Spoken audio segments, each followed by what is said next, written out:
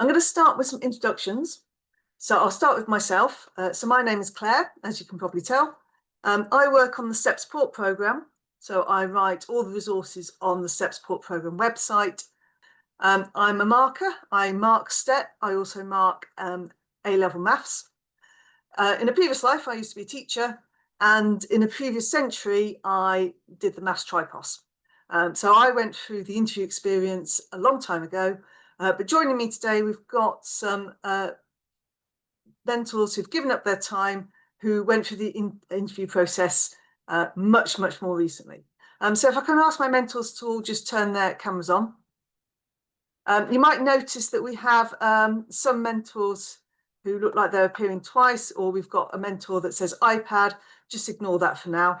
And I'll go around and ask everyone to just introduce themselves and say what year they're in and which college they're in. So my order is probably different to everyone else's screen, so it might seem a bit random when I start picking out names. I'm going to start with Zing. Hello, my name's Zing and I'm a third year at King's. Thank you. Christy. Hi, my name is Christy. I'm a first year at Newnham.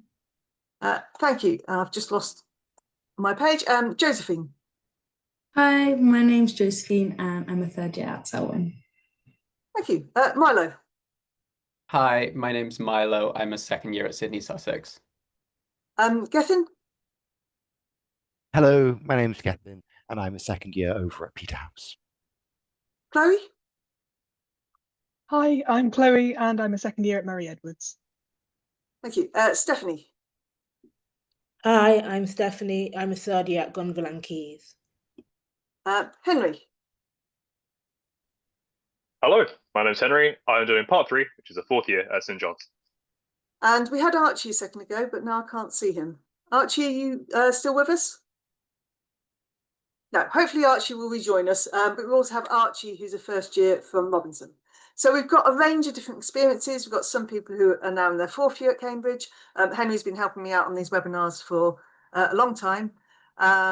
And then we've got people who went through the interview process just this time last year. So we do have a range of experience. If all my mentors can turn their cameras off, and I will reshare this screen. Okay, so that was our introductions. My mentors are going to be behind the scene and they're going to be answering questions, but we will also have some time during the webinar where I ask them to come back in again and we'll talk through some questions live. Each webinar is going to have a few little sections. So I'm going to do a bit of talking about interviews in general. This first one, I'm going to do lots and lots of just an information dump. We'll have 2 question and answer sessions. So we'll have one in the middle of the webinar and we'll have one at the end. And we'll also maybe talk a little bit about some topics and we'll have some mock interview questions. So you can see how an interview might look like. And some of my mentors have very courageously volunteered to take the part of the interviewee whilst I take the part of the interviewer. So you should have the question and answer facility there. You can put questions in at any time during the webinar.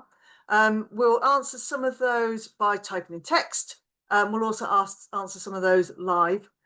You've got the ability to upvote a question. So if you see a question that you really want to be asked, do please upvote it. You won't be able to comment on the questions, I hope, if I've set that up correctly. First question just asked, I'll answer that one whilst we're here. Will these webinars only happen during November? Yes, we're going to run a series of 4 webinars in November. After that, interview season starts kicking off, so it feels a bit too late to do another webinar in December. At certain times, I'll put the chat open and ask you to type some things in. Most of the time, the chat is going to be off, but I'll tell you when I'm opening up the chat. We are going to record these webinars. I will probably do a bit of light touch editing before I send them out, but I will email you a link to the webinar after each webinar. I'm also going to try and put them onto the STEP Support Programme website, probably on the events page, but you'll get a direct link anyway. Okay, a disclaimer before we get into it. I have no secret advice. I have no special practice material. I'm not going to give you the exact interview questions that you're going to be asked to do, I hope. All of the interview questions that I'm going to discuss are ones which are publicly available. So some of them are ones that people have talked about on YouTube. Some of them I've taken from the Trinity specimen tests. Some of them I've taken from something called the TBO problem solving booklet, which I'll talk about a bit more towards the end of the webinar. But everything that I talk about is publicly available. I'm not going to give you any secret knowledge. All the different colleges do things differently. So some of the feedback we've had on these webinars before is that I have not known what each particular college does. There are 31 different colleges. I can't keep in my head what all the different colleges do. So one of my pieces of advice is go to the college website for the college that you've applied to, or if you've done an open application, to the college that asks you to interview, and have a look at what they're saying on their website about interviews. One of the things that we think is that if you're applying to Cambridge, you should be able to navigate a website and find out the information. It's not to say that you can't ask questions here, but sometimes I will say, go and have a look at your college website because I do not know what that college does. Another thing to point out is that colleges change their interview process periodically. So it might be, for example, you want to ask a question about what happens at King's, but Zing's experience might be different to what's happening this year. So some colleges I know are changing from having 2 short interviews to having 1 longer interview, so that you can get a bit more into the questions and get into a bit more depth. I've said there's 31 different colleges in Cambridge. To give you an idea of how different they are, this is the different colleges' procedures for online versus in-person interviews. And you can see, it's quite small to try and fit it all in, but you can see the different colleges have different categories of who is going to be having an in-person interview and who's going to have an online interview. All of that information is on the various college websites. That's what I did. I went and just pulled out all the bits. Most colleges are interviewing everybody online, but some colleges will be asking people to come in person. It also gives you a bit of a flavour for just how different the colleges are. We tend to think of this as being a feature of Cambridge, that the colleges are all very, very different. But that does mean that if you've applied to Emmanuel, you're going to have a different experience to if you applied to Lucy Cavendish.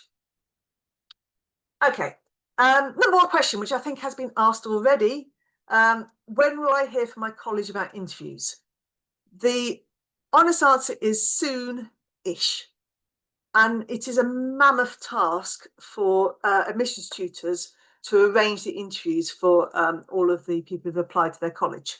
The admissions tutors organise that for all of the subjects. They have to balance out the availability of different interviewers for different subjects, and also the availability of their support staff if they're doing online interviews.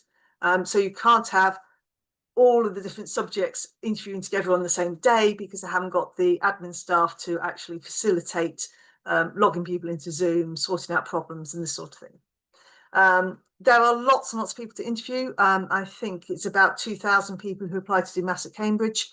So that's a lot of interviews that have to be organised and carried out. Some interviewers, so like myself, I have in the past interviewed for 3 colleges in 1 session. Some interviewers will interview for more than 1 college. So there has to be a negotiation between dates. You know, I can do these days for this college and those days for that college. Interviewers might also have a life, so that's another restraint. Most of the interviews are going to be between the 8th and the 19th of December. But it's a very complex system, or it's a very complex task to try and arrange all these interviews. And that's why it takes a little bit of time to basically get you the interview invites out.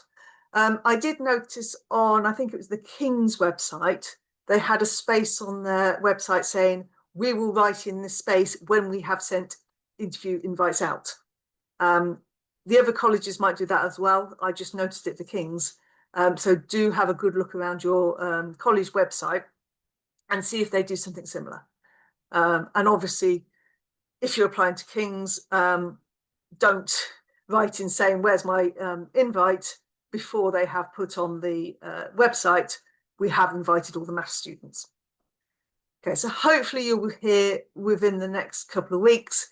It might be almost at the end of December. Little bit about interviews. So like I say, it's a bit of an information dump, this first part of the webinar. The format will vary by college. So some colleges will do 2 interviews, some colleges will do 1 interview, and they might do a at interview test as well. Some colleges will do a system where you're given a set of questions to think about, and then you take those questions into the interview. So Trinity is the main college that does that. It calls it a test, but basically it's you sit down and try and work through some questions, and then you've thought about them before you get into interview. What will be asked? Basically maths questions. So the advice from the maths faculty to the colleges is that interviews should concentrate on maths questions rather than talking about personal statements or anything like that. However, it's colleges that do the admissions, so it might be that your interviewers ask you a little bit about your personal statement, but you can expect that the majority of your interview will be maths questions. We can read your personal statement later or even beforehand, but the interview is the only chance we get to see you doing maths in real time. So expect most of it to be maths.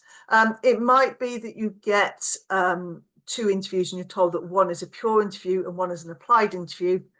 Don't necessarily assume that the applied interview is going to be all statistics and mechanics. When you get to Cambridge, you'll find out that some of the applied courses are things like vectors and matrices and differential equations. So what you think is being applied might not be what your interviewers call applied. So try not to get too hung up about what the actual names of the interviews are. Most of the maths questions you get, or hopefully all of the maths questions that you get, will be problem solving style questions. It doesn't tell us really anything if we say to you, okay, use this trigonometric substitution to work out that integral, because that's a routine question. You've been told what to do. And if you've been told what to do, basically all we're testing is how fluent is your algebra, and have you actually been taught this yet? Now, fluency of algebra, we can test with STEP. What you've been taught yet, it's not really fair to assess you on that. So we're trying to ask you questions where you have to select the method to use and think about a problem that you've probably never seen before. As part of that, you will hopefully at some point in the interview get stuck and have to pause and have to think about what to do. So it is very important that you keep talking when you're getting stuck, and I'll come on to that a bit more in a minute, but do expect to get stuck. I don't think, I'll ask my mentors this as well, but I don't think any of my mentors sat there and did all the questions straight off without having to think about it. You've seen already that there's a lot of difference between in-person interviews and online interviews. I'm going to talk a bit more about that in a later webinar, rather than talk about it too much here.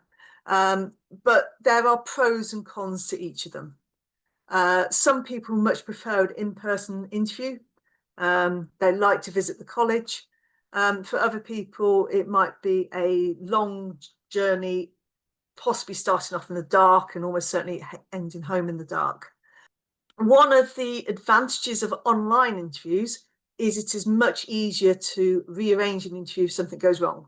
So normally each interview session, I have to rearrange 1 or 2 interviews, normally because either the person being interviewed, their internet connection has gone down. I think one year on my side, somebody cut through one of the electrical cables to the village, so my internet went down. These things can happen, but it's very easy to rearrange an online interview. If you're coming to an in-person interview and you have a problem with your train breaking down, it's a bit harder to rearrange that. So that is one advantage of online interviews, but lots of people prefer the experience of an in-person interview. So pros and cons. I will be interviewing online, will be all of my interviews. And the last thing I'm going to say off this slide is remember that the interview is a chance for your interviewers to find out about you, and in particular, your maths problem solving skills. It's not a chance for you to find out stuff about the interviewers. So I've seen on somebody's YouTube account them saying that you should research your interviewers. I wouldn't necessarily recommend that. You don't get any bonus marks for coming into an interview and saying, "Oh, I see you. Your research is in fluid dynamics. Can you tell me a little bit about that?" That's not going to score you any extra points. So I wouldn't really worry about researching your interviewers. Bit more about interviews. There's a lot of worry about online stuff and how you can do an online interview. We are going to be demonstrating some, but I'm also going to talk a lot more about the online interview in a later webinar, because you don't want to hear me talking solidly for an hour and a half today. Don't forget to talk whilst you're doing questions. It's really hard until you get used to it. I would suggest working through step 1 questions. I'm going to give you a load of resources for you to have a look at as well. But practice talking out loud whilst you're doing it. Because if you're not talking, if you're just sat there not doing anything, or you're sat there writing stuff that might not be quite related, basically the only thing an interviewer can do is tell you what to do. If you're sat there saying, well, I don't know, but I could try doing this, the interviewer can say, that's a good idea. Or they might even say, well, normally that would probably work, but in this case, it actually doesn't. Can you think of something else? So if you are talking, it gives the interviewer the option of giving you a hint rather than having to tell you what to do. So keep talking. Interviewers won't always look at you, and some people find this a bit off-putting. So when we are interviewing, we have to write reports. That goes into your file along with the rest of your application. They're used when we're looking at pooling, which I'll talk a bit about in a later webinar. But we have to write down a record of the interview. And that means we will be making notes during the interview. So at an in-person interview, you might find that people are sort of jotting things down on some A4. In an online interview, they might not always be looking at the camera. For myself, when I'm interviewing, I've got 2 screens. Most of the time when I'm actually interviewing, I'll be looking at this screen, because this screen over here is the only screen that I can actually write on with my graphics tablet. So if they're not looking at you, don't worry about it. I think in an online interview, you probably won't really notice, because they'll just be small videos anyway. Do check your college websites for more info. I think I've already said that before. I'm going to send you a link to the maths frequently asked questions about interviews. And I'm also going to send you a link to the Cambridge mock interview that we videoed. Well, it wasn't me in it, but one of the mentors that helped out on lots of webinars, and a couple of the admissions tutors here ran. So you can see how another example of what a mock interview looks like. The final thing I'm going to say off this slide is that MEI run a practice interview service. It's only for UK state school students. But if you want to take advantage of that, I suggest that you try and book it as soon as possible. Okay, I'm going to stop there for a second. I'm going to ask my mentors to pop back in, and I'm going to try and find the stop share screen. There was one earlier kind of broadly asking about college, I think. And I think that this is something that does get asked a lot. And like, in a way, it matters and it doesn't matter. Like, you will apply to a college, it's something worth thinking about, that this will affect kind of the specific friends you'll meet in first year, the specific people you live with, what your accommodation is like, you know, maybe where you're eating, the specific people who are supervising you. But in kind of a much more real way, you will get the same education no matter which college you are at. So kind of pick based on whichever one feels best. Like maybe check the website, maybe look and kind of see if you can turn up and look around Cambridge. Maybe do that. You can speak to someone who's been to Cambridge. Maybe do that. But this isn't. Hopefully, sorry. Yeah. Hopefully, most people who are watching this have already applied to a college. Oh, fine. There's just one person then. Fine. Yeah. Okay. Understood. But it's worthwhile saying that a lot of people get pulled in the winter pool, and some people get pulled in the summer pool. So I was going to talk about this in a different webinar, but good time to do it now. What happens is applications to colleges tend to be lumpy. So sometimes you'll get a lot of people applying to, say, Churchill, more than Churchill can take, and they might have lots of really good people applying to Churchill. So what Churchill will do is they will take some of those and they will put them into a pool saying, look, we've got all these brilliant students that haven't got the space for. And then another college, which perhaps didn't get many applications, can have a go through and make offers to those people. I can't remember what the numbers are, but I think it's something like at least 20% of people are pulled to a different college to the one they applied to. And everybody basically loves the college they end up with. So it's not a huge deal. Basically, it's where you sleep at night and who supervise you, which is different, and possibly the food. Any other questions? Or does anyone else want to talk about colleges and? Oh, I was going to answer another question, if that's all Oh yeah, right. go on. There are a lot of questions about like the material you'll expect on the interview or like how to prepare for the interview. And I think the best, probably one of the, like what I looked at least, was on the STEP support program. If you look at previous step 1 papers, and step 1 was discontinued, so you don't get that exam anymore. But it's just like a nice kind of more entry level sort of style of questioning that they ask at Cambridge. And I thought that was really useful. Yeah, and I'm going to link to some suggested foundation modules as well, which have some step 1 questions in. But yeah, and you can look at the STEP database and search for C1, which should pick out the easier questions. It's not perfect, but it's not bad. Oh yeah, we just had one about sort of keeping, or well, a question about whether you can kind of keep quiet when you're doing like a lot of algebra, for example. And I think my advice for that would be like practice interview questions is kind of key to finding that balance of like speaking versus writing, for example.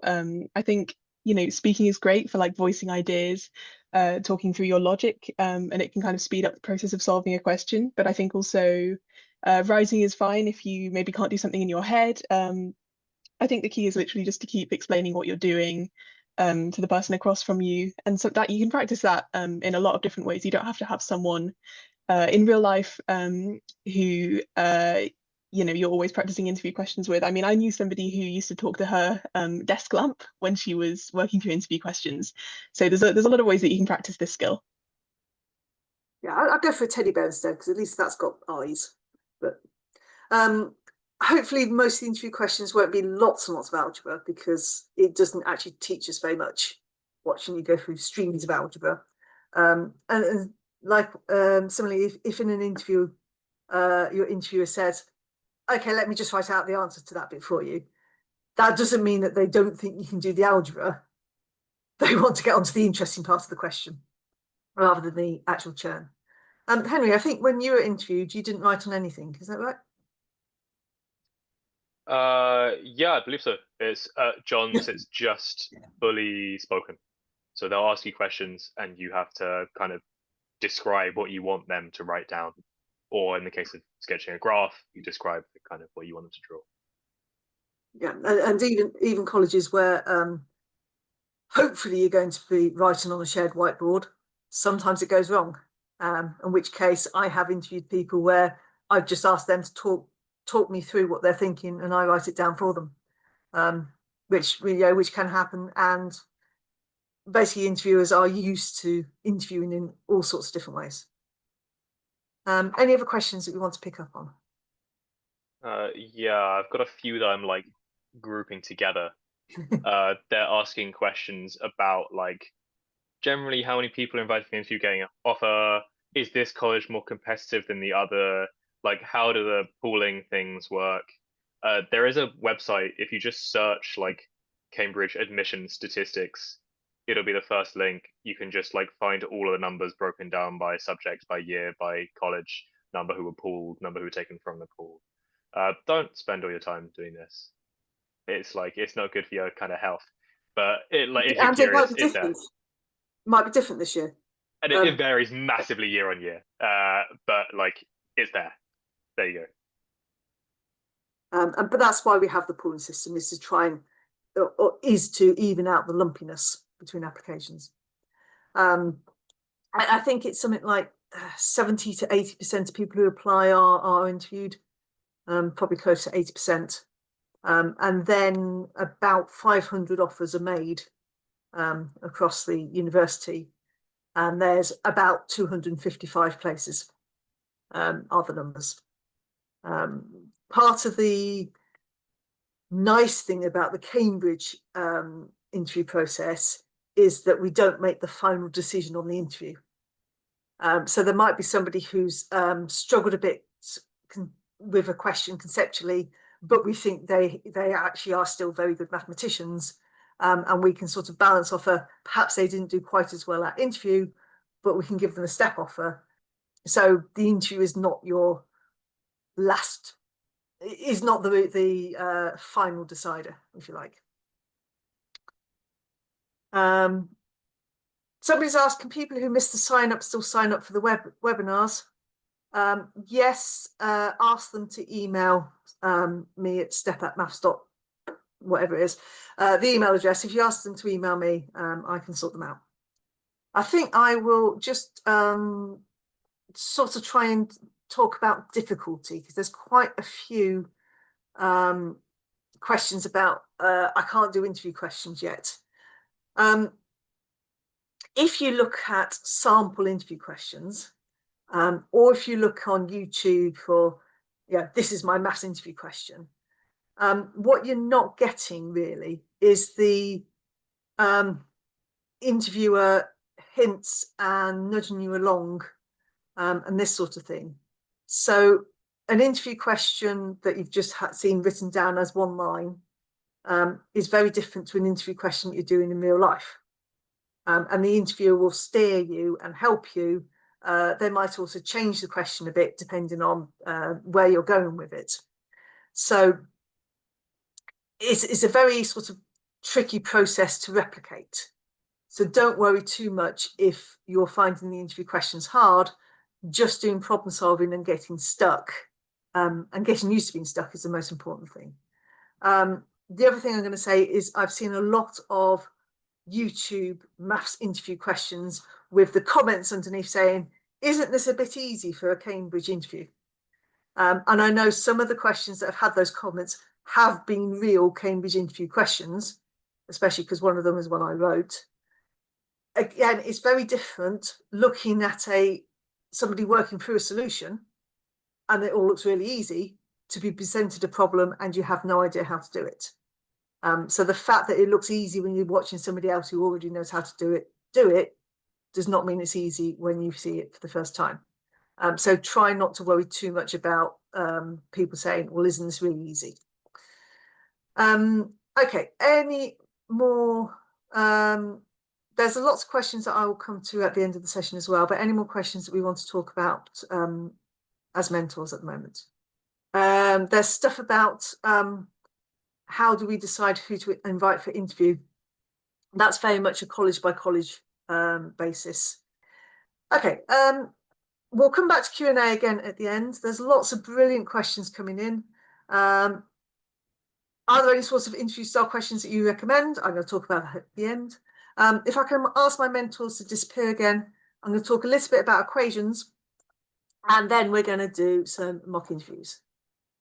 Okay, I'm going to talk very briefly about equations and inequalities. You should all be fairly happy with equations. Inequalities are one of those things that quite a lot of students find quite difficult.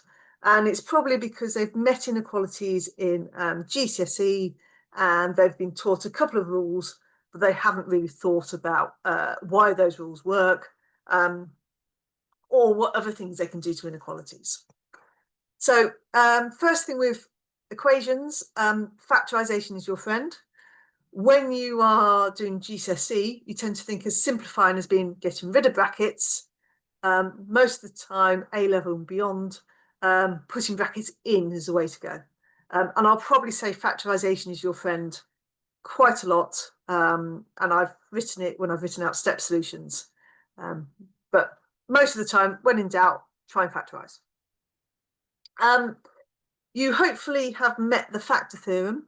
If you haven't, right, brief pause whilst I try and get the pen up. What it means is if you have a polynomial, which could look like something like, let's call that an n.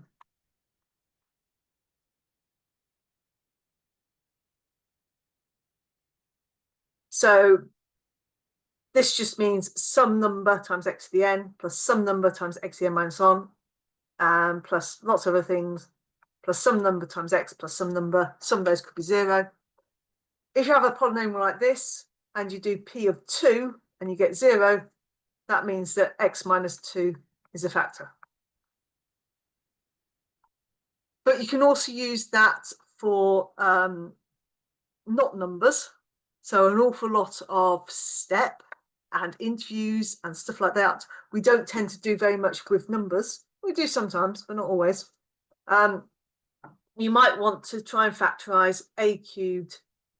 I'm going to do plus this time, plus b cubed. Okay, that does factorize.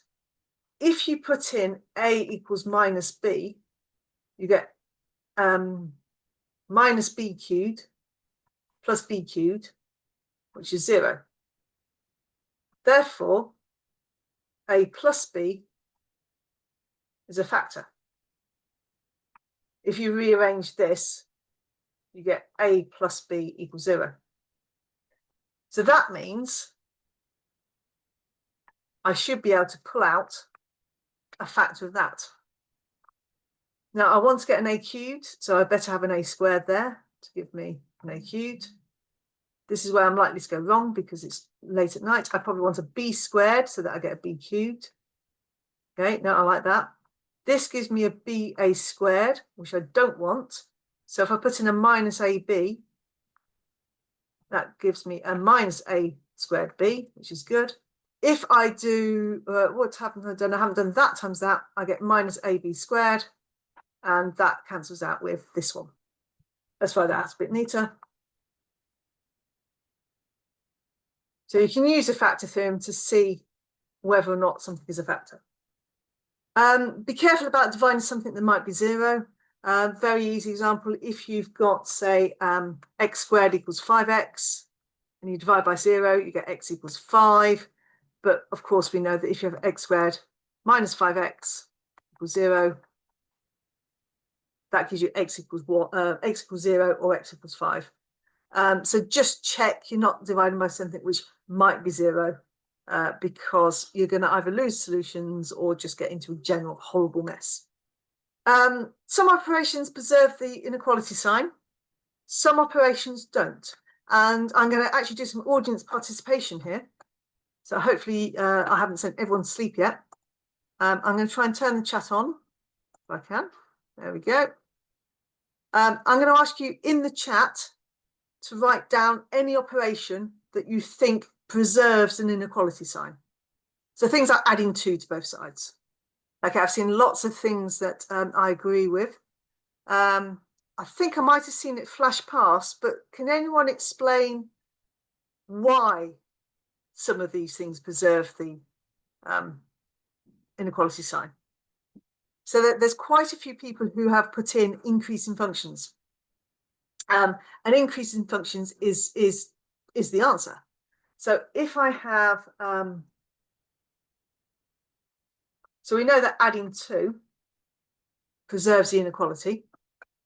So if I consider the function x plus 2, you can see that if I have 2 values here, where a is less than b, than when I add 2. I'm still going to get a plus 2 is less than b plus 2. Similarly, if you had x minus 2, it's still going to preserve the order of those values. That means that when you have things like logs, taking log of both sides will preserve the inequality. So here's a nice graph of log. I've got a and b, then log a is still less than log b. Exponentials, as long as it's a exponential of a number bigger than 1, so a to the x where a is bigger than 1, that will also preserve inequality. To be honest, most of the time we just do e to the x, we don't bother with other numbers. Squaring is an interesting one. So if you square both sides and you know that both of the values were positive, so if you have two values like this and you square both of them, squaring preserves the inequality in that case. If both the values were negative, then squaring will reverse the inequality. So you have minus 3 is less than minus 1, but 9 is bigger than 1. If you have one that's positive and one that's negative, then squaring both sides, who knows? It depends. So anything that is an increasing function will preserve the inequality. And that can be quite a useful thing to know, which isn't really gone into that much in A-levels. I think the last thing I'm going to talk about with inequalities, is it the last thing? No, it's not. One of the last things I'm going to talk about with inequalities is quite often you're asked to show that something is bigger than something else. So let's say a classic example. Let's try and show that a squared plus b squared is bigger than 2ab. On its own, that's quite hard. If instead you rearrange it to get that, and this is then, that really should have a greater than or equal to, a minus b squared, and that's bigger than or equal to 0. That's much easier to see.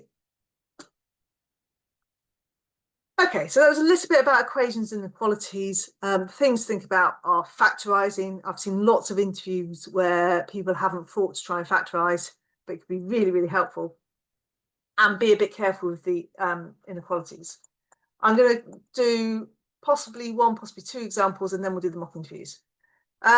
So this question here, it comes from step 1 in 2001. So as Josephine said, step 1 questions are really useful. In the chat, what methods might you want to apply to do this? So I think we've got basically 3 main methods. So the 3 main methods mentioned are sketch, which, to be honest, that's the method I would do. I would sketch y equals 1 plus 2x minus x squared, which is going to look something like I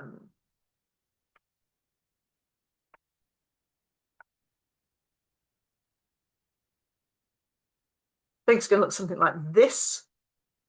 And then I'd sketch 2 over x, which looks something like this. And then I can see that where this side is bigger, you have to be a little bit careful. Where this side is bigger, you've got this section and this section. So I can work out some x values. I can't remember what the numbers are. And then you can write out, let's call this minus a, b and c. You've got x is between minus a and 0, and x is between b and c. So that's probably the method I would use. I'm not going to run through the algebra because you don't want to sit there watching me do lots of algebra. That is probably the method I would use. The second method that's been mentioned is split it up into cases. So take x bigger than 0, and then you can rearrange the inequality to get this. And then also consider x less than 0, in which case the inequality becomes this.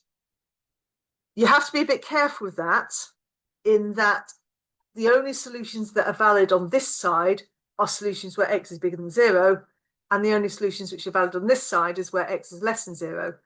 So there can be issues where people then write down all the solutions to this, which includes some which are not in range.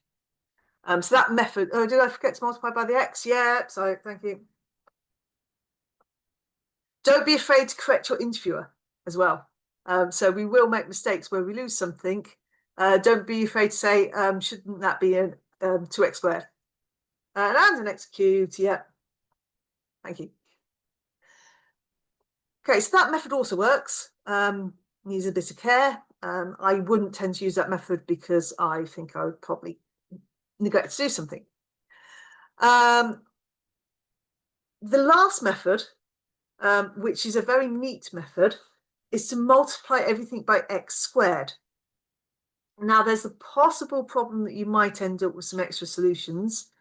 Let's see how that one works. So if you multiply by x squared, you are definitely multiplying by something positive, assuming that x is real, which I didn't state. But let's assume x is real, otherwise I don't think that inequality makes sense anyway. If you multiply by x squared, you can preserve the inequality. Hopefully I've multiplied by x squared correctly. And you can write it like that without any issues. So multiply by x squared, you can get that. You're probably also going to have to do a sketch, really, and you're going to have to factorize this quartic, but hopefully it's not going to be too bad. When you're doing questions like this, if you're doing something like this as a interview practice question, I would also use Desmos and have a look at it and see what happens, and just check, do these two graphs give you the same sort of picture? So 3 lovely questions. You can use a sketch again. Sketches are brilliant. I am a great fan of sketching. It really helps pin down whether or not something is reasonable, or whether or not you've introduced an extra solution. I'm going to skip over the next question because actually it's not that interesting, and I want to go on to mock questions. I'll just ask very, very briefly. I'll put the chat back on. I'll just ask very, very briefly, well, first of all, how can you tell this is wrong? How can you tell that those answers here are wrong? Yeah, if you're substituting back in, I think nothing is square root of negative, but you end up with square root of x plus 3 is something negative, which is a bit dodgy. So substituting back in, you can see why it's gone wrong. Slightly different question. Why has it gone wrong? Yeah, someone says squared. When you are squaring things, you introduce extra solutions.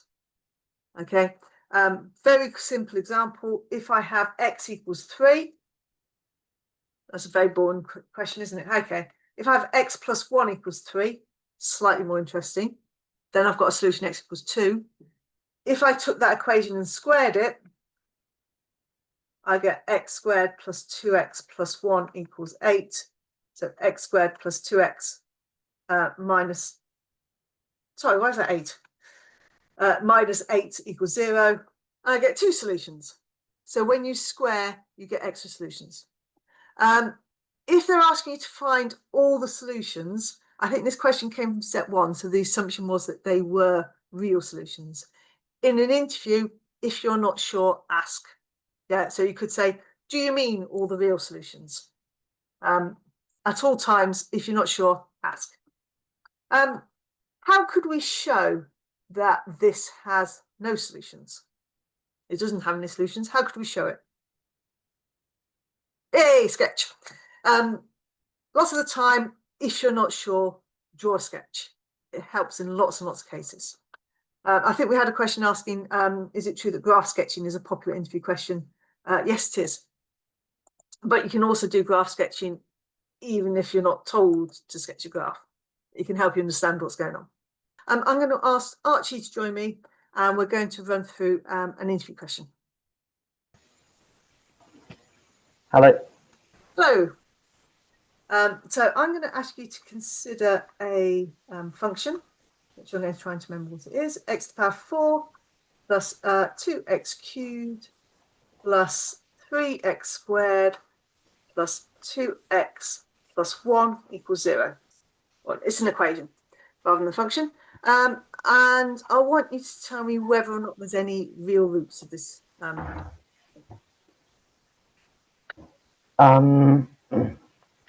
Well,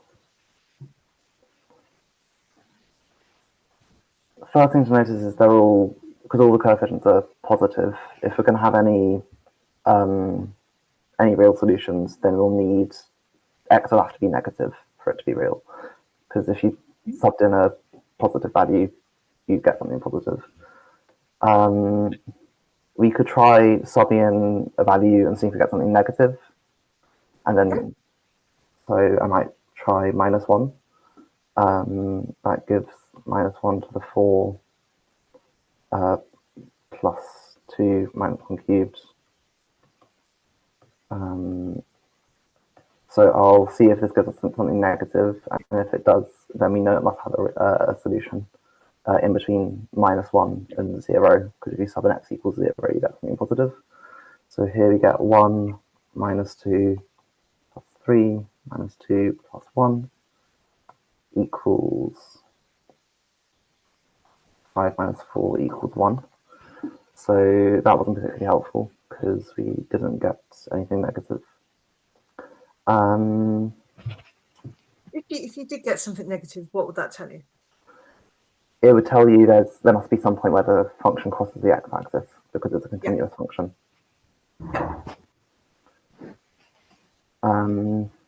I could try subbing in more values. I'm not sure if that's going to be. I wouldn't bother subbing in more values. Okay.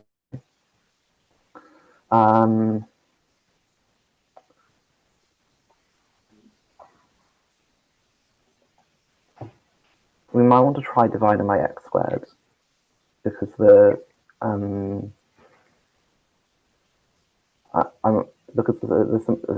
coefficients are symmetric, so that gets us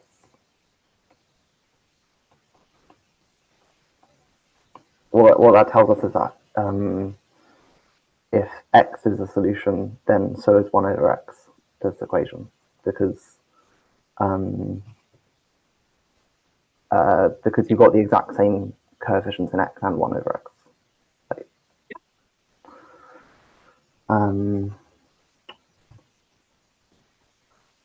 I might just erase this. I'm not sure. Still not sure if that's helpful though. But I'm going to make one suggestion, which is to consider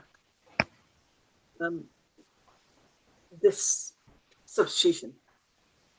Yeah. Okay, I'll try that. So then we're trying to solve x squared plus 2x plus 3 plus 2 over x squared equals 0. We can group the 2x plus 2 over x term, so you get x squared plus 1 over x.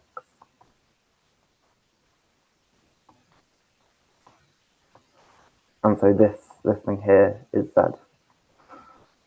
I think you might have lost. Oh, plus 3. Yes, sorry. Yeah, and I think it's a 1 over x squared out Here, front. yes, there we go. And also on it is valid to divide by x because we know that x equals 0 isn't the solution because you won. So we've got z here. Ideally, we'd like to also have this in terms of z. So because it's squared, I might try working out what z squared is. So z squared equals x plus 1 over x squared, which is x squared plus 2 plus 1 over x squared. So that's actually quite nice because I can split up this 3 into a 2. So I get x squared plus 2 plus 1 over x squared plus 2 into x plus 1 over x, and then plus 1 equals 0. And then this is z squared. So we have z squared plus 2z plus 1 equals 0. So z plus 1 squared equals 0. So z equals minus 1. But we're not done because we still need to find solutions in x. So if we sub back in the expression for x, that gives us x plus 1 over x equals 1, which is the same as x squared plus 1 equals x. So x squared minus x equals 1 plus 1 equals 0. There we go. And we can... I Pardon? think you might have made a mistake somewhere. So Z equals minus 1. yeah, just check your next line down. Oh, yes, minus 1 here. So this should have minus x, this is a plus x. And then we can use the discriminant to see if it's got any solutions. So the discriminant will give us b squared minus 4ac, which is 1 minus 4 times 1 times 1 equals root negative 3. And because that's negative, well, the thing inside the square root is negative, we know this has no real solutions, it's only got complex solutions. Yeah, absolutely. Are there any other ways you could show that that has no real solutions? Don't have to write anything down. You could have differentiated it to find where the turning points are, and show that the turning points are all above the real axis. Yep, and that method works perfectly well for this. Yeah, you'd get a sketch out of something like that or something. It might not be. I think actually it's kind of like it might be shifted a bit or something. Yeah. I think there's only one stationary point. So okay. Okay. Thank you very much. I'm going to ask you to just well, how did you find that question? First of all? It was a bit scary at first with the Corsic, but yeah, no, it was possible to work through it. I think the spotting that you could divide by x squared might have been a bit tricky. I have seen that trick before, so that if I hadn't seen that trick, I might not have noticed that. I might have gone for a sketch first instead. Yeah, it's if there's symmetry, it's very often a good idea to see if you can utilize the symmetry in some way. And actually, a good thing to say in an interview is if you look at something and say, "Oh, it's symmetric," that tends to be a good thing to spot. This is actually a question that is in the TBO problem solving booklet, which I'm going to share details with at the end. But the question actually just states, show algebraically that this has no solutions, which is a bit weird. What I really liked the fact that you spotted it was symmetric and then did that substitution. I gave you a nudge here because you were basically almost at that point, and I didn't want you to spend another 5 minutes or so trying to work out what to do next. So what you'll sometimes find in interviews is the interviewer will tell you what to do to the next step.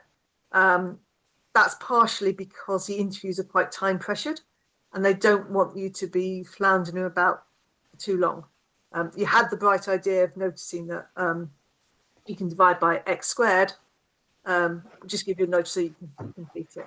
So don't worry if the interview tells you what to do next. It's not necessarily a bad mark.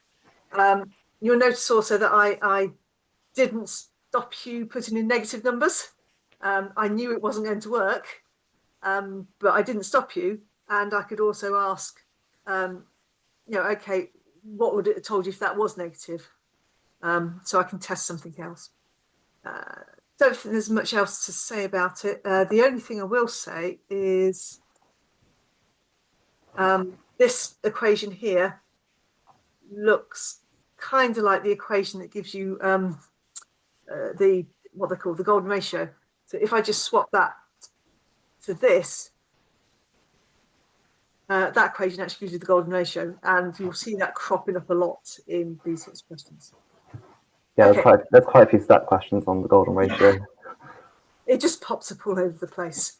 So it's kind of worthwhile knowing that question. This method I'm about to show you now is the solution method that they give in the TBO problem solving booklet. And I don't think this is the obvious method.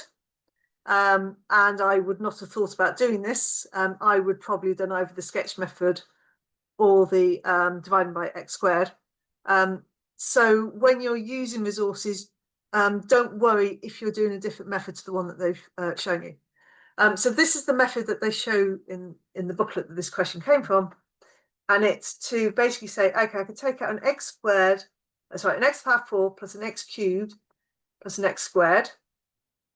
Then I've still got another x cubed. I'm going to take out another x squared and an x. Okay, that's 1x squared, 2x squared, 3x squared. I've still got an x squared missing. 1x, I need 2x. I can take another x plus 1. So then I can write this as x squared brackets x squared plus x plus 1 plus x into x squared plus x plus 1 plus x squared plus x plus 1 equals 0. X squared plus x plus 1 all squared equals 0. So that's the solution they give for this question in that problem solving booklet. I would not expect anyone, unless they have seen this question before, to come up with this solution.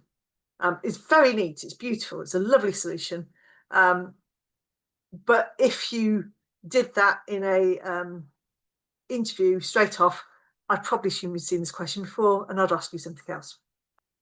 Okay, Milo, can you pop in and join me? I want you to imagine 3 integers which have the property that if you multiply 2 of them together and add the third, you always get the answer 2. Okay, so 3 integers, and you multiply 2 of them. Any 2 of them, or? Any 2 of them and add the third, you always get the answer 2. So nm plus l is 2, nl plus m is 2, and ml plus n is 2. This looks very, very symmetric. I feel like adding them together would probably be very helpful, because then we get okay, L plus N plus M plus NM plus NL plus ML equals 6. And then, well, if we consider N plus M plus L squared, that's going to give oh no, what I'm doing. Okay, we're going to get don't worry about it. Okay, we get N squared plus M squared plus L squared, and then we get 2 of these. We get 2 times these guys plus, oh no, we don't get the L plus M plus M, so I guess that's not really helpful here.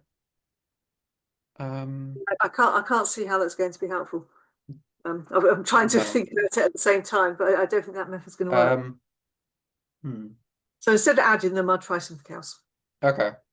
If I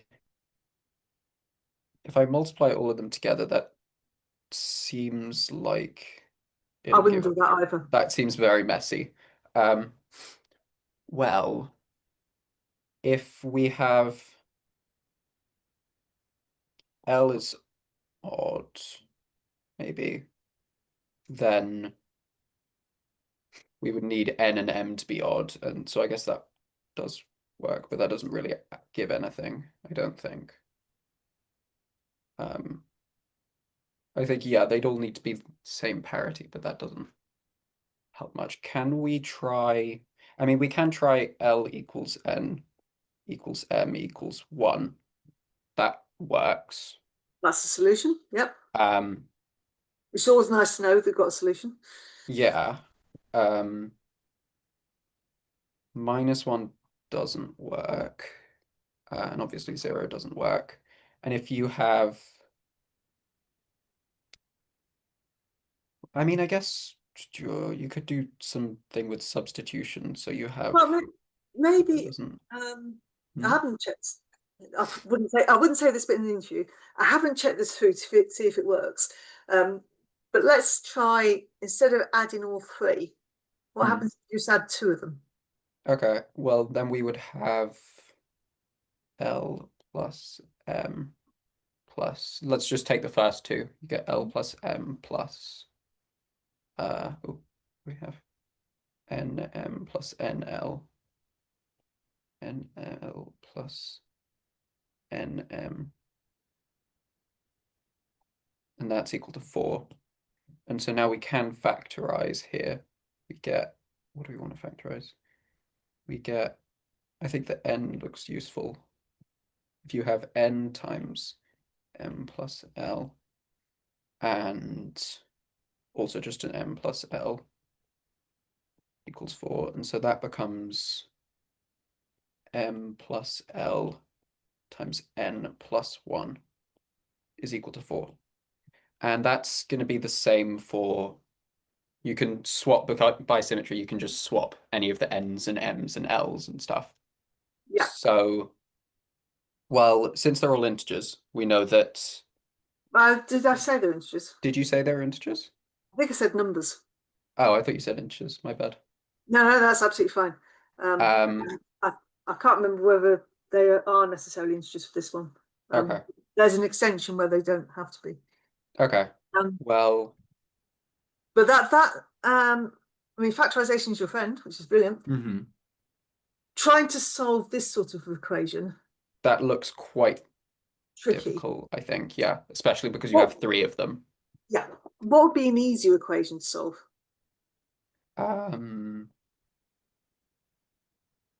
Well, in particular, what would you actually like that number to be?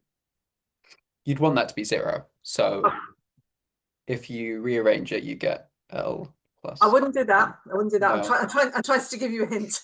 Oh, different. Wait, no, that's not difference to 2 squares. No, it's not difference to 2 squares. So you find that equation by adding 2 of them. Yeah, and if you subtract 2 of them, then.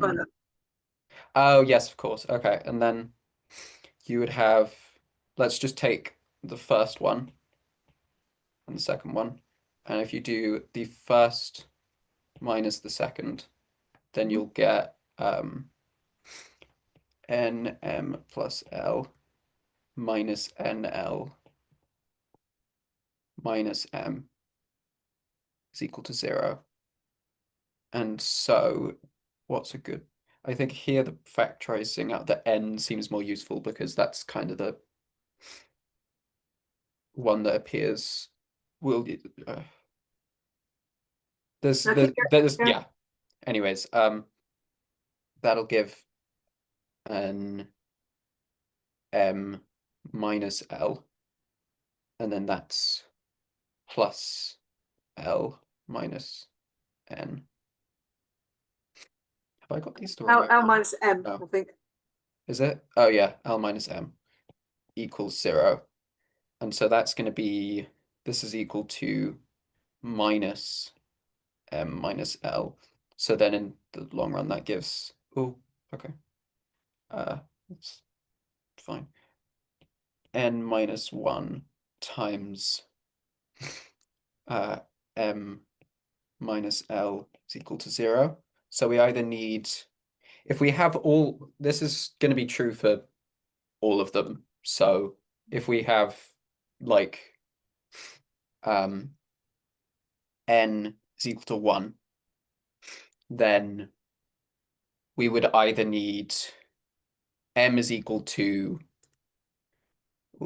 if we write all the other versions of this, I suppose, you get m minus 1, n minus l is equal to 0, and l minus 1, m minus n is equal to 0. So if you have them all equal, that doesn't work. That shouldn't work because you don't get 2 at the front. So what you could say is, just looking at the first one here, Mm. either n equals 1 Yeah, or m equals l, yeah, I think are the 2 cases from here. If n equals 1, substitute that into the next one, yeah. n minus l. No, that's n minus 1, n minus l. And that gives you n minus 1 times n minus 1 equals 0. Okay, yeah. And then No, you need sorry. m and n are 1. Sorry, what 1 minus l is 0. Oh, And basically, yes, you end up with the only solution is m equals n equals 1. okay. I'm just inserting this bit of video into the recording of the webinar to talk about the fact that there are actually 2 different solutions to this problem. Sometimes in an interview, the interviewer might stop you whilst going through a question because of reasons of time. They might even say, yes, well done, you've done it, even if you haven't actually quite finished it. So a solution to this question, and bearing in mind that I have now thought about it, so I can write down a solution straight away without having to think, might look something like this. So we've got AB plus C equals 2. BC plus A equals 2, and CA plus B equals 2. Notice that I haven't used L because I'm not confident that I can tell the difference between L and 1 in my handwriting. I'm going to label these 1, 2, and 3. If I do equation 1 minus equation 2, I get AB minus BC plus C minus A equals 0. I can then factorize out like this to get B minus 1 times A minus C equals 0. Okay, as I think we said in the webinar, there's now 2 cases. So we could have B equals 1. So if B equals 1, then we have, what do we have? We have A plus C equals 2 and AC plus 1 equals 2. So AC equals 1. So A into 2 minus A equals 1. This is actually a different mode to how I did it when I was working through this question earlier today. So it's always fun to see different methods. So I've used this equation to write C equals 2 minus A. And I've substituted it into here. So minus A squared plus 2A equals 1, or A squared minus 2A plus 1 equals 0. So A minus 1 squared equals 0. Therefore, A equals 1. So if B equals 1, A has to be 1. And then if you substitute that into equation 1, we have AB plus C equals 2. So 1 times 1 plus C equals 2. Therefore, C equals 1. So we've got the solution. A, B, C is 1, 1, 1. Okay.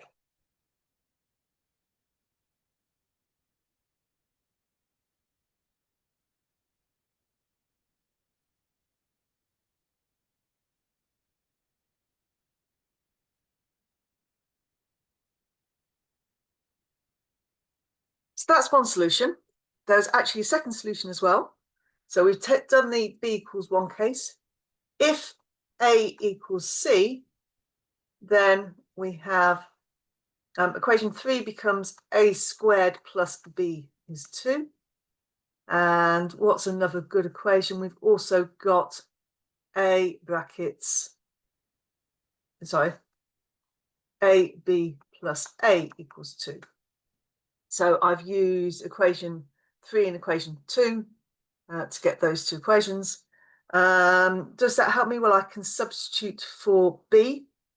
So here I know that B is 2 minus A squared. I'm not convinced this is the easiest way of doing it. A into 2 minus A squared plus A equals 2. So I've got minus A cubed plus 2A plus A equals 2. So A cubed minus 3A plus 2 equals 0. Okay, if I've got that equation, then what I can do, I can see that if I put in a equals 1, I get 1 cubed minus 3 plus 2 equals 0. So by the factor theorem, I know that a minus 1 is a factor. I'd expect a minus 1 to be a factor because I already know a equals 1 is a solution. This would then give me a squared. That gives me minus a squared that I don't want. So plus a. This gives me minus a. I want minus 3a minus 2. Minus 2 times minus 2 is plus 2. That's good. And then this one factorizes to be a plus 2, a minus 1 equals 0. So we've also got a equals minus 2 as a solution. So if a equals c equals minus 2, substitute that into equation 3, becomes minus 2 times minus 2 plus b equals 2. So 4 plus b equals 2. So b is minus 2. So we've also got the solution a, b, c equals minus 2, minus 2, minus 2. And there are other ways to do that question as well. You could look at another pair of equations as well as the pair that you've got. It's just one method to do it, but there were actually 2 solutions. So apologies for the implication that there's only one. If you started with, you always get the answer K, you get some more questions. Okay. How did you find that question? I think that one felt harder than Bar's one, I think. Yeah. Would have been. I think yeah. I mean, what's quite nice about it is it's a question that you can ask that doesn't need any A level to do. So it's an interview question that can be asked at you know, no matter what exams people have done or what order they've done something in. But it's still not easy. And for those of you watching, it is much harder to do these sorts of things when you're being watched by everybody else and in an interview. So some of you might have been working it out and got an answer straight away. Do also remember that when you're in an interview situation, everything's going to feel a lot harder. That question was not actually on the TBO booklet. That question, I think, came from Enrich. It was one of their questions. And I think I've shared the link to that one as well, or I will share the link to that one.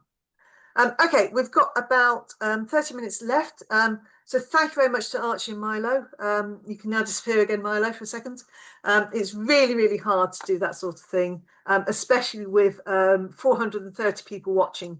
Yeah, that's absolutely amazing to do that. Okay, I'm going to just shift stuff back across. I'm going to re-share my screen. I'm going to tell you what your homework is. And then we're going to do a few more Q&A at the end. Okay, so hopefully people can see my screen. So this is your homework.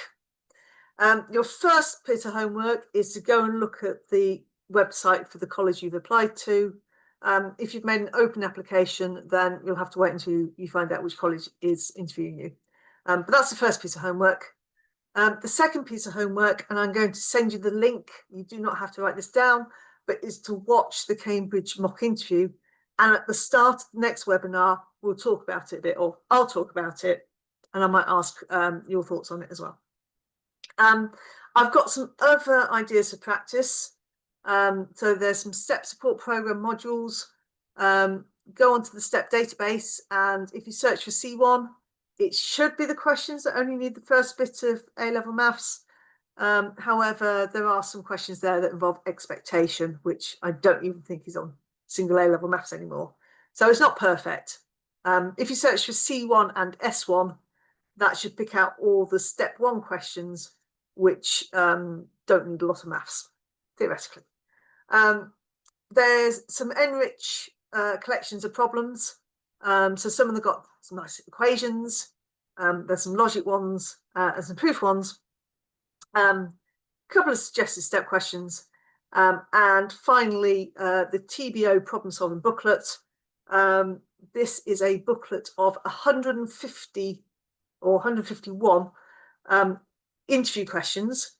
And they are all certainly interviewing style, but remember that when you do have a real interview, the interviewer will be, maybe making little comments and steering you along. Okay, somebody's asked, will we be sent these slides? I will try and make sure I do that, but I'm also going to send you all the links as well. Okay, I'm going to stop sharing. I'm going to ask my mentors to come back in and we'll do some Q&A. Okay, we've had 120 questions answered, which is fantastic. Someone was asking about step offers and if step offers relate to interview performance. Not normally. So most of the time people get what's called the standard offer, which is a grade 1 and 1 in step 2 and 3. Sometimes people will have slightly different offers. What might actually make a difference though is if you had a really good interview performance and then perhaps you just missed the step grade slightly, then somebody looking back at your application will say, oh, but they did brilliantly in the interview, we're going to let them in anyway. So every year there's about a third of the people starting at Cambridge who narrowly missed their step offer. So that might make a difference. Any other questions? I think there's been like a general theme of questions asking about sort of the balance of step prep and also whether we should start, if students should start doing like step prep now. And I think what I would say to that is yeah, you should definitely be prioritizing like interview prep at this stage. And I think I remember telling a couple of my teachers like, oh, I have interviews to prepare for, just so that they were kind of aware in terms of like my schoolwork and things. I guess in terms of the balance of like interview prep versus step prep, I think anything that helps your problem solving abilities will benefit you in both things. And Claire's mentioned some really, really great resources, such as the TBO booklet and the STEP support program. So like STEP questions, step 1 questions, for example, which will help in both. Absolutely. Any other questions mentors want to pick up on? I'm trying to skim through them as well. I might just running. Okay. Take away. Sorry, I was just going to jump on the back of what Chloe said and say that I actually did not look at any step 2 or 3 questions before my interview. I just did step 1 and I was fine. So don't put too much pressure on yourself to get super confident in step 2 or step 3 right now. Yeah, we've got somebody asking, will interviewers ask step 2, 3 further maths content? Probably not. I mean, if you've written down on your application form that you've done lots of stuff, they might possibly ask a question on it. I tend to favour questions which have a lower, I call it a low threshold, but where you don't need a lot of knowledge to get into. So a bit like the 2 questions that we saw. Neither of them were particularly needed much A-level knowledge, but they're still tricky in a way. Henry, which questions do you want to pick up on? Oh, I was going to say that there seem to be a lot of logistics questions concerning international applications. There's people saying like blah blah, like fees, applications, am I disadvantaged? Like when do I find out? Like how's the process different? I figure you just have some kind of resource. I'll have a look around. I think there is a page on the Cambridge website all about international applications. In terms of interviews, we interview everybody in the same way. So it doesn't make a difference, or certainly in my case where we interview everybody online, there's basically no difference. The main difference is that we interview everybody from China in the morning, because otherwise we'll be interviewing them in the middle of the night for them. So quite often our morning is China, Asia, that sort of area, and our afternoon is UK and possibly also America. But in terms of how the interviews look, exactly the same. And that is the one of the really nice things about online interviews.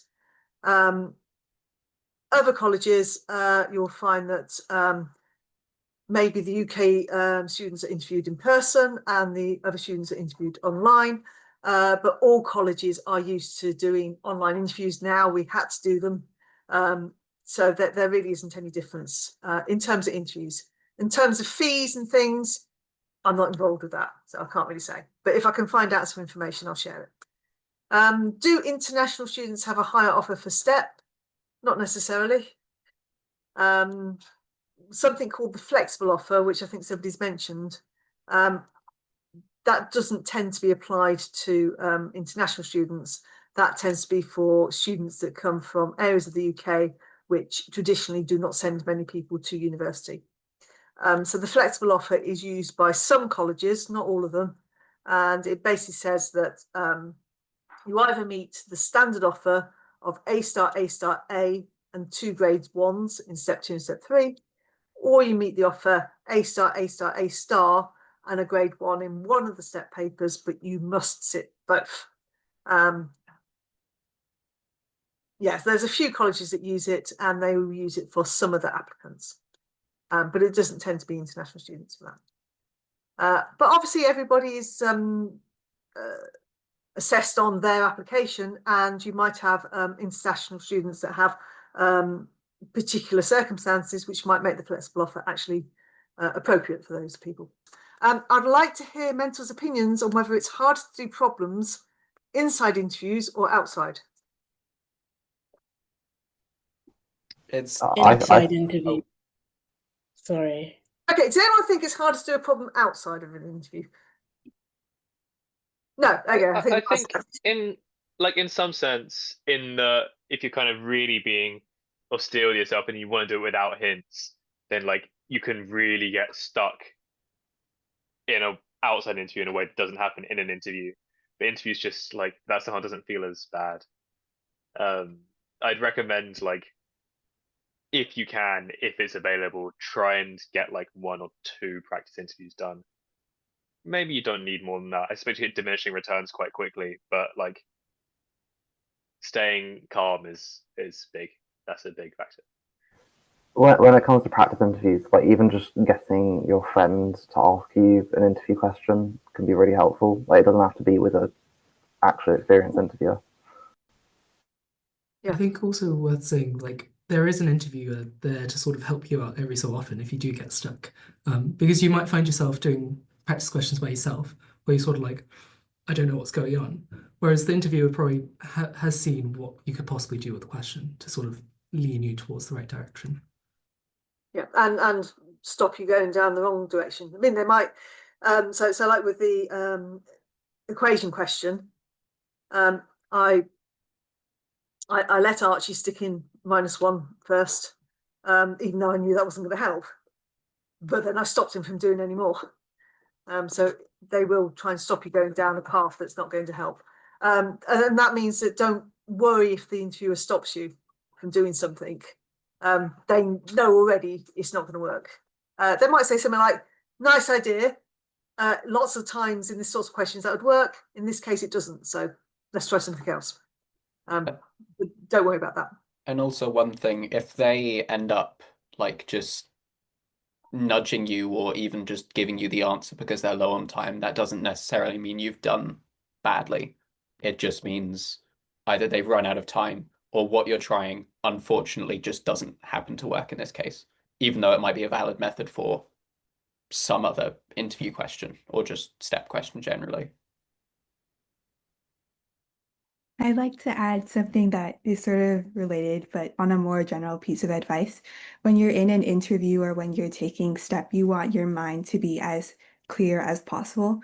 So if you've spent a lot of time in the past looking up admission statistics and like if you're an international student and like what if my interviewer thinks I'm dumb, like all of this stuff is not going to help you think clearly, and it's not going to help you realize what you need to realize in the moment to be able to succeed in your interview or step.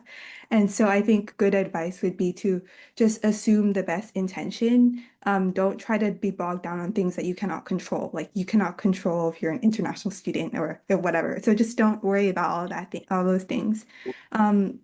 And just focus on making sure you reach the grade boundary for like all the non-step conditions, but then afterwards really focus on STEP and on like being a better problem solver and mathematician, and just having a more healthy mindset and just focus on the right things. I think that would really help in the long run.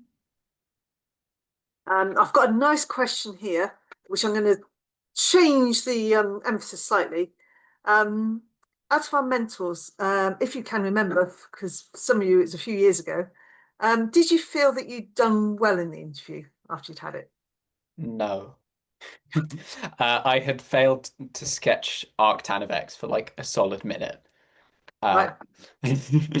But I think I mean, I ended up figuring out how, like, re-deriving it or whatever, but that, like, some questions I'd done relatively fine, managed to get through what they'd asked. Some questions were more hand-holdy and sometimes very complicated number theory that I'd forgotten what I'd written on the previous page, but they are trying to make it as hard as, well, not as hard as possible, but like They're trying to test you.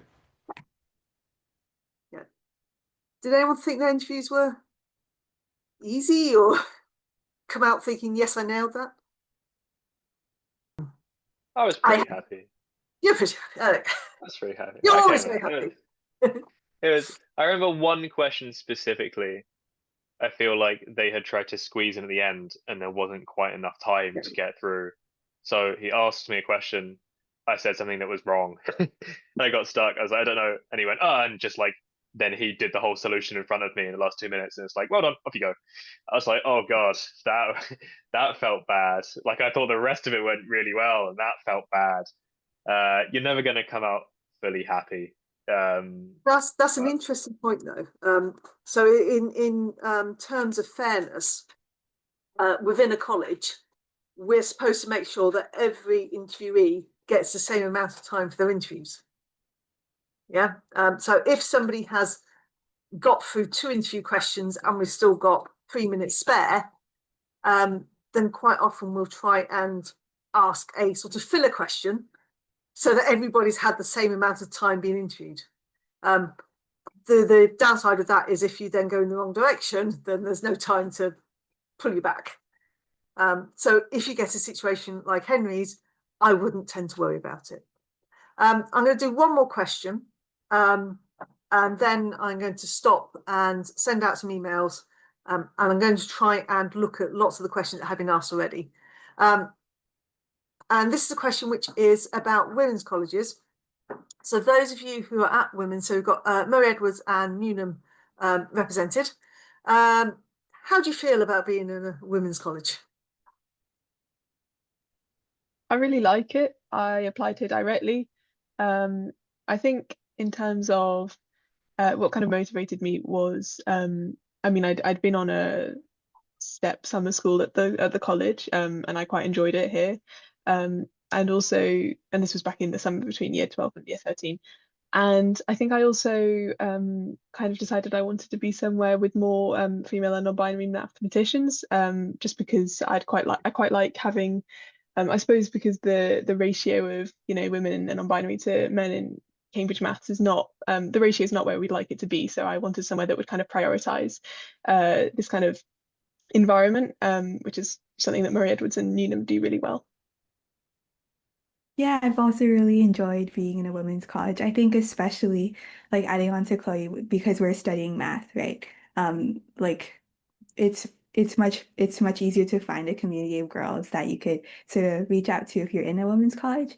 And I would say that our community is very tight knit, which is very nice. And yeah, I think that Cambridge University as a whole is also very supportive in trying to foster the women in maths community. So we've had a lot of events where we got to meet each other at formals and things like that, which was also very nice. Yeah, there's the Eminoida Society, isn't there? Yes. Yeah. And So there's pizza nights and this sort of thing, which is a university-wide thing. Okay. Thank you very much for coming today. Thank you very much for all your questions. We'll have some slightly different mentors as well, and some same faces again. And we'll talk about the Cambridge mock interview. So thank you very much, everybody, and see you next week.